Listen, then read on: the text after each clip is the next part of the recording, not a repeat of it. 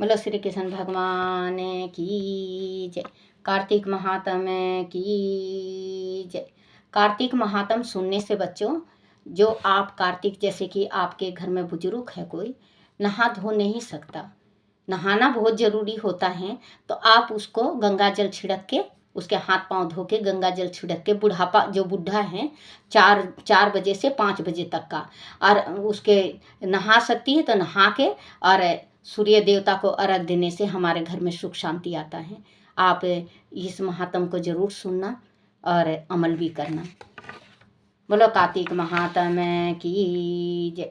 कार्तिक महात्म का पहला अध्याय नेमी शरण तीर्थ में श्री सूत जी महाराज 88,000 सोनक ऋषियों से बोले, अब मैं आपको कार्तिक मास की कथा विस्तार से सुनाता हूँ, जिसके सुनकर मनुष्य सब प्रकार के पापों से छूटकर अंत समय में वैकुंठ को प्राप्त होता है।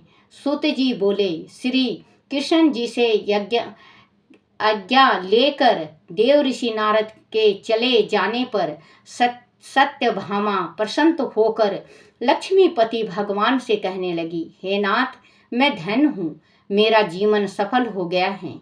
मेरे जन्म दाता भी धन्य हैं, जिन्होंने मुझे जैसी त्रिलोकी सुंदरी को जन्म दिया, जो अपनी 16 सहस्त्र स्त्रियों के मध्य में आपकी परम प्यारी पत्नी बनी। मैंने यह कल्प वृक्ष आदि पुरुष आपके साथ नारद जी को विधि पूर्वक दान में दे दिया, परंतु वही कल्प वृक्ष मेरे घर लहराया करता है, जिस बात को मृत्यु लोक में कोई भी स्त्री नहीं जानती है। त्रिलोकी की नाथ, मैं आपसे कुछ पूछना चाहती हूँ। आप मुझे विस्तार पूर्वक कार्तिक महात्म की कथा सुनाओ, जिसको सुनकर मेरा हित हो। तब उसके कहने से कल्पांत भी आप मुझसे विमुख ना हो। सूत जी बोले, सत्यभामा के ऐसे वचन को सुनकर हंसते हुए श्री कृष्ण जी सत्यभामा का हाथ पकड़कर तथा अपने सेवकों को वहीं रोककर विलास युक्त अपनी पत्नी को कल्प वृक्ष के नीचे ले गए और हंसकर कहने लगे कि हे प्रिय, 16,000 रानियों में से मुझे तुम प्राणों के समान प्यारी हो। तुम्हारे लिए मैंने इंद्र से तथा देवताओं से भी विरोध किया था।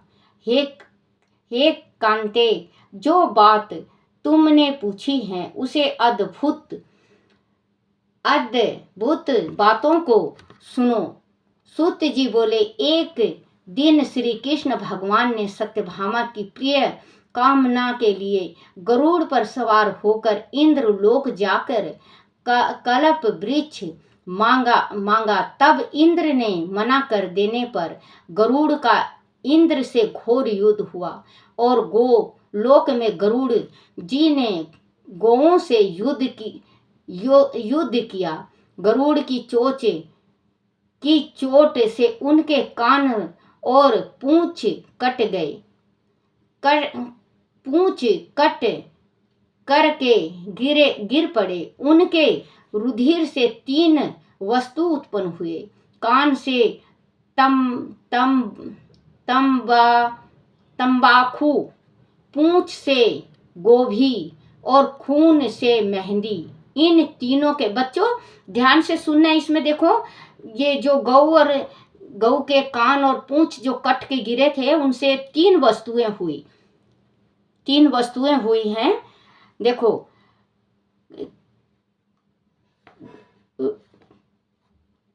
गौ से युद्ध किया, गरुड़ की चोट से उनके कान और पूंछ कट करके गिर पड़े। उनके रुधिर से 3 वस्तु उत्पन्न हुई, कान से तंबाकू, पूंछ से गोभी और खून से मेहंदी। इन तीनों के प्रयोग करने से मोक्ष प्राप्ति नहीं होती। देखो बच्चों, ध्यान सुनना। प्राप्ति नहीं होती। तब गौओं ने भी क्रोध में भरकर गरुड़ को मारा, जिससे उनके 3 पंख टूटकर गिर पड़े। उनके पहले पंख से नीलकंठ, दूसरे से मोर, तीसरे से चकवी उत्पन्न हुए। यह प्रिय उनके दर्शन मात्र से ही शुभ फल की प्राप्ति होती है। वह सुनकर सत्य भामा बोली, हे प्रभु, मैंने पिछले जन्म में कौन कौन से दान व्रत या जप नहीं किए हैं, मेरा कैसा स्वभाव था तथा मैं किसकी पुत्री थी और मुझे मृत्यु लोक में जन्म लेना पड़ा। मैंने एक ऐसा कौन से शुभ कर्म किए जिससे आपकी अर्धांगिनी हुई। कृष्ण बोले, हे प्रिय, जो तुमने पूर्व जन्म में शुभ कर्म किए हैं विस्तार पूर्वक कहता हूँ। पूर्व समय में सतयुग के अंत में मायापुरी में अत्रि गोत्र में देव शर्मा नाम का एक ब्राह्मण वेदांत का जानने वाला रहता था। वह रोज अतिथियों की सेवा, हवन और सूर्य भगवान की पूजा किया करता था। उनका तेज सूर्य के समान तेजस्वी था। उनके वृद्धावस्था में गुणवती नाम की कन्या हुई। उनका विवाह उस पुत्रहीन ब्राह्मण ने चंद्र नाम का अपने शिष्य के साथ कर दिया। चंद्र को अपने पुत्र के समान मानता तथा चंद्र भी उसे अपने पिता के समान सम्मान देता था। एक दिन वह दोनों कुश और समीधा लेने के लिए वन में गए। हिमालय की तलहटी में भ्रमण करते हुए उन्होंने एक राक्षस को आता हुआ देखा। उस राक्षस से भय के मारे उनके अंग शिथिल हो गए और भागने की समर्थ भी न रही। तब उस काल के सदृश राक्षस ने उन दोनों को मार डाला। उनके धर्मात्मा होने के कारण मेरे प्रसाद उनको मेरे पास वैकुंठ में ले आई, क्योंकि उन्होंने सूर्य भगवान की पूजा की थी। उसे कर्म से मैं दोनों पर अति प्रसन्न हुआ। शिव, सूर्य, गणेश जी, देवी, इन सब देवताओं की पूजा करने वाले सब स्वर्ग को प्राप्त होते हैं। मैं एक होता हुआ भी काल और कर्मों के भेद से 5 प्रकार का होता हूँ। जैसे एक देवदंत, पिता, ब्रह्मत आदि नामों से बोला जाता है। जब वह दोनों विमान पर चढ़े हुए सूर्य के समान तेजस्वी रूपवान चंद्रमा और माला धारण किए हुए मेरे भवन में आए तो दीप भोगने लगे। बोलो श्री कृष्ण भगवान की जय। कार्तिक महात्म का दूसरा अध्याय, गुणवती कथा।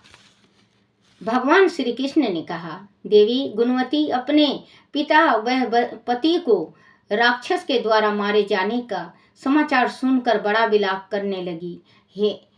हे नाथ, हे पिता, मुझको त्याग कर तुम कहाँ चले गए? मैं अकेली कन्या हूँ, तुम्हारे बिना अब मैं क्या करूँ? अब मेरे भोजन और वस्त्र आदि की व्यवस्था कौन करेगा? घर में स्नेह पूर्वक मेरे पालन पोषण कौन करेगा? मैं कुछ नहीं कर सकती। मुझे विधवा की रक्षा कौन करेगा? मैं कहाँ जाऊँ, कहाँ रहूँ? मेरा तो अब कहीं ठिकाना नहीं रहा। इस तरह रोती और बिलखती गुणवती पछाड़ खाकर पृथ्वी पर गिर पड़ी और मूर्छित हो गई और देर तक पड़ी रही। फिर जब होश में आई तो पूर्ववंत अत्यंत करुणा विलाप कर शोक सागर में डूब गई। जब कुछ संभली तो उसे ध्यान आया कि मेरे पिता तथा पति की मृत्यु के पश्चात उसकी क्रिया करनी चाहिए, जिससे उनकी गति हो सके। अंत उसने अपने घर की सारी वस्तु बेच दी। उनके बेचने से जो पैसा उसने मिले उनसे अपने पिता और पति की श्रद्धा आदि क्रिया की। फिर वह उसी नगर में रहती हुई भगवान विष्णु की भक्ति में आठों पहर रहने लगी। उसने जन्म से लेकर मृत्यु तक नियम पूर्वक सारी एकादशी के व्रत किए। हे प्रिय, यह एकादशी और कार्तिक व्रत मुझको बड़े ही प्यारे हैं। मुक्ति, भक्ति, पुत्र तथा संपत्ति को देने वाले परम पवित्र हैं। जो मनुष्य कार्तिक मास में जब तुला राशि पर सूर्य आता है तो सवेरे उठकर स्नान करते हैं, व्रत व उपवास करते हैं, वह मुझे बहुत ही प्यारे हैं। क्योंकि यदि वह बड़े पापी भी हों तो भी स्नान वह व्रत के प्रभाव से उनको मोक्ष की प्राप्ति हो जाती है। जो मनुष्य कार्तिक में स्नान कर जागरण, दीपदान तथा तुलसी के वृक्ष की रक्षा करते हैं, वह साक्षात विष्णु भगवान के तुल्य हैं। जो भगवान कार्तिक मास में मंदिर में झाड़ू लगाते हैं और स्वास्तिक बनाते हैं और विष्णु पूजन करते हैं, वह जीवन मुक्त हो जाते हैं। यह सुनकर गुणवती भी प्रति वर्ष मन लगाकर कार्तिक का व्रत और भगवान विष्णु का पूजन करने लगी। हे प्रिय, एक बार वह ज्वार ग्रस्त थी और दुबली हो गई थी। फिर भी किसी न किसी प्रकार गंगा स्नान के लिए चली गई। गंगा तक पहुंची भी, किंतु शीत के मारे वह बुरी तरह से कांप रही थी। वह एकदम शीतल हो गई। तब वह मेरे भगवान विष्णु के दूतों के द्वारा मेरे धाम में आई। उनके पश्चात ब्रह्मा आदि देवताओं की प्रार्थना पर जब मैंने कृष्ण का अवतार लिया तो उसे मेरे गण भी मेरे साथ आए। वह सब इस पृथ्वी पर यादव बने हैं। तुम्हारे पिता जो कि पूर्व जन्म में देव शर्मा थे, इस जन्म शास्त्राजीत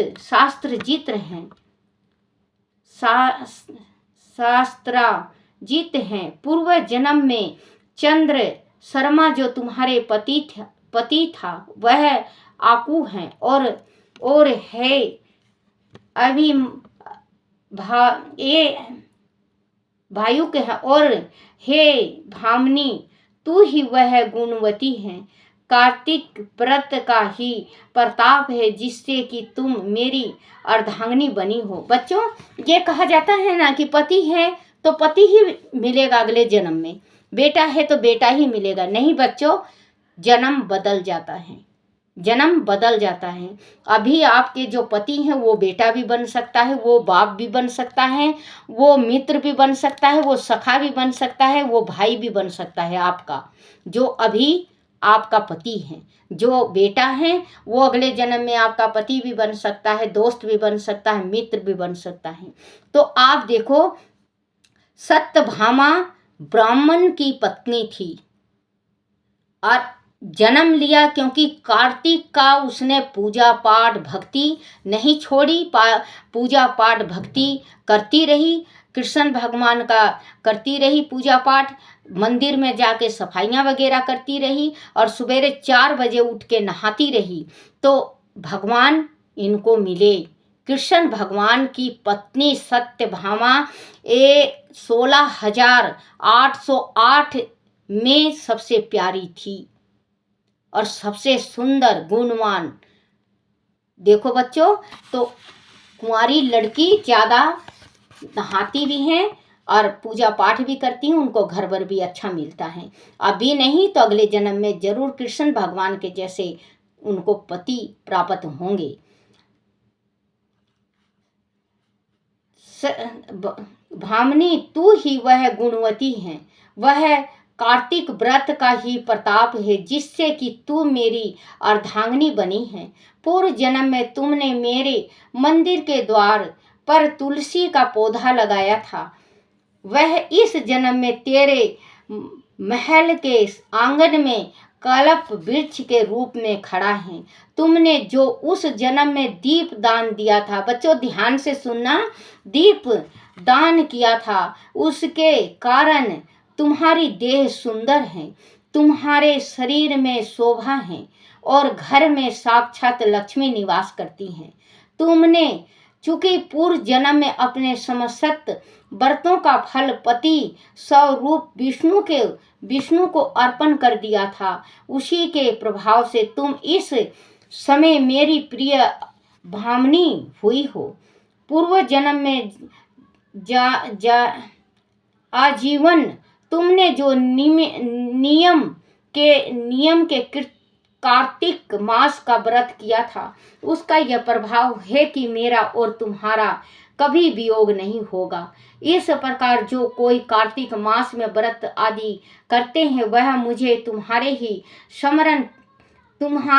ही समान प्यारे हैं। वह लोग जो कि दूसरे जप तप यज्ञ दान आदि करते हैं, कार्तिक मास में किए गए व्रत के समान उनका फल बहुत थोड़ा होता है। यानी कार्तिक मास के प्रभाव का 16 भाग भी नहीं है। इस तरह से सत्यभामा भगवान की कृष्णचंद्र जी महाराज से अपने पूर्व जन्म के पुण्य का प्रभाव सुनकर अति प्रसन्न हुई। बोलो श्री कृष्ण भगवान की जय। श्री कृष्ण गोविंद हरे मुरारी, हे नाथ नारायण वासुदेवाय। श्री कृष्ण गोविंद हरे मुरारी, हे नाथ नारायण वासुदेवाय, हे नाथ नारायण वासुदेवाय, हे नाथ नारायण वासुदेवाय। बोलो श्री कृष्ण भगवान की जय हो। कार्तिक महात्म्य की जय हो। शिव हरि शिव हरि शिव हरि।